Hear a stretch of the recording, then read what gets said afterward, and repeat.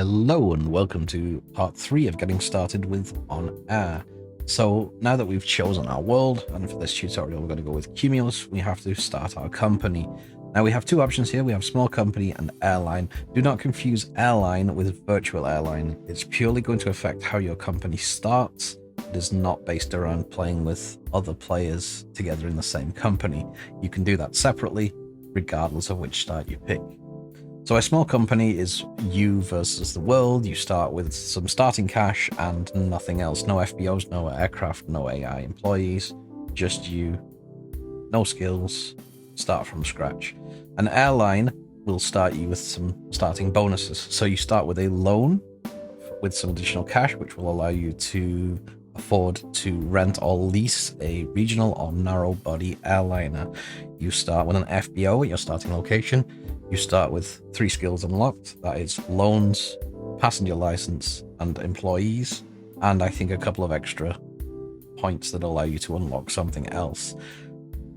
You also start with 1 AI pilot, 2 AI flight attendants. So the whole point is, if you don't want to start with GA, if you want to just get straight in there, start running airliners, this is the start for you.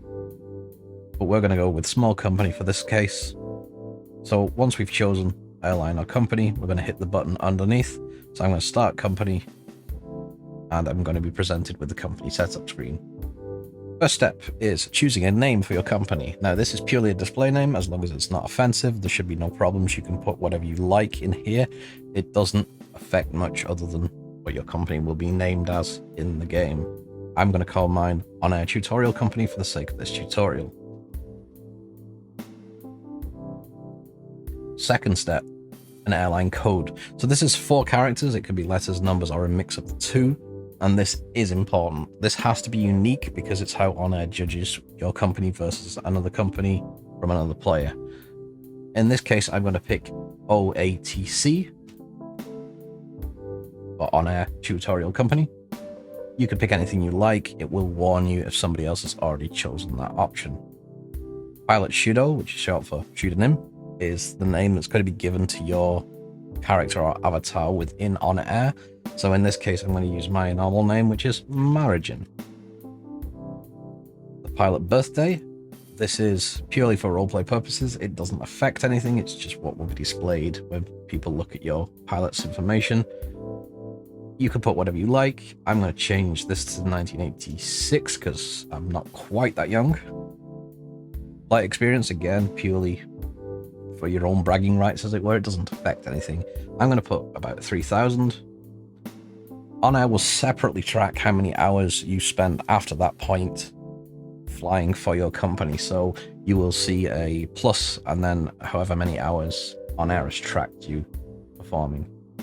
Your initial location, this is what airport you want to start at. So if you started with an airline, it's where it's going to place your FBO. It's also going to be where it places your default character. So I'm going to go with EGCC, which is Manchester International in the United Kingdom, because it's the closest airport to me in reality. You can pick any airport you like. If you do not know the 3 or 4 letter ICAO codes for the airport, you have this little plus, and you'll see this throughout the entire client anytime it asks for a location. This button will summon a additional window. I'm going to click this and it's going to throw it on my other screen, so I'm going to have to drag it across.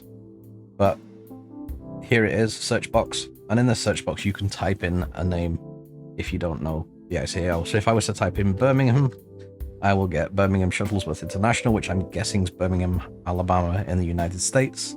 I know it's definitely in the United States because it starts with a K, but if you don't know those rules, you're going to have to look them up, unfortunately. But I want Birmingham in Britain, so EG is the United Kingdom one.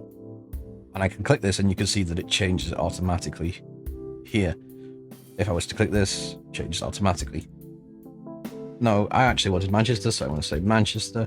And I can see that there's actually 4 airports named Manchester.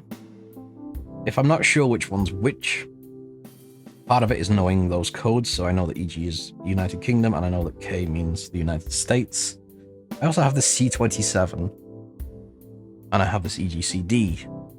So if I was to click C27, I could see down here it fills in the name and it says size 1. So I know that this is a very small airport, right? This is like a bush airport, basically. It has a very small runway. So that's definitely not the one I want. EGCC, I can see it's a size 5. A size 5 is an international airport. It essentially has a runway of 8,000 plus feet. This one's size 4, so it's borderline regional international.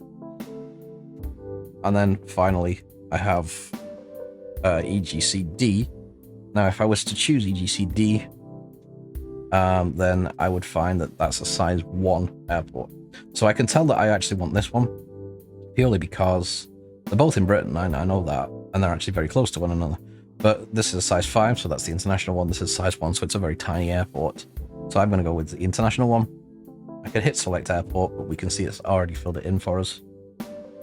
Simulator, this is telling OnAir what simulator you want to associate it with by default. You can change this from the settings later on, with one exception. So MSFS is the one I'm going to be using. That's Microsoft Flight Simulator 2020. You have P3D version 4, so prepared from Lockheed Martin.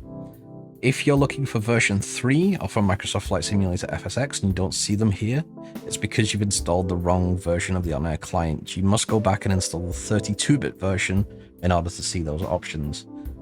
XPlane 11 is XPlane 11. And then finally we have Tycoon mode. Now Tycoon mode is a special mode for if you know for a fact you're not going to be using OnAir with a simulator. So it won't connect to a simulator in that company if you choose that.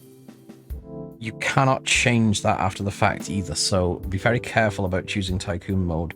If you choose this, be sure that you never want to use OnAir with a simulator. Difficulty level, we've got easy, classic, and realistic. I'm going to stick with classic. And then we've got job pay bonus. This is just a percentage bonus on top of the normal job pay that it will give you.